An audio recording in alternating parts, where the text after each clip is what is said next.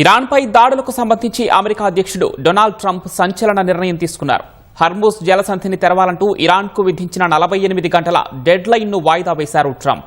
ఇరాన్లోని అతిపెద్ద విద్యుత్ ఉత్పత్తి కేంద్రాలు, ఇంధన మౌలిక వసతులపై దాడులను 5 రోజుల పాటు నిలిపివేయాలని సైన్యానికి ఆదేశాలు జారీ చేశారు. మిడిల్ ఈస్ట్లో తమ మధ్య ఉన్న శత్రుత్వాలకు సమగ్ర పరిష్కారం కనుగొనే దిశగా అమెరికా, ఇరాన్ దేశం గత 2 రోజులుగా ఫలవంతమైన చర్చలు జరిగాయని తెలియజేశారు. ఈ వారమంతటా తమ మధ్య లోతైన, సవివరమైన నిర్మాణాత్మక చర్చలు కొనసాగనున్నాయని పోస్టు చేశారు. సానుకూల వాతావరణాన్ని దృష్టిలో ఉంచుకొని ఇరాన్ విద్యుత్ కేంద్రాలు, ఇంధన మౌలిక సదుపాయాలపై జరపాల్సిన అన్ని రకాల సైనిక దాడులను 5 రోజుల పాటు వాయిదా వేయాలని యుద్ధ శాఖను ఆదేశించారని పేర్కొన్నారు.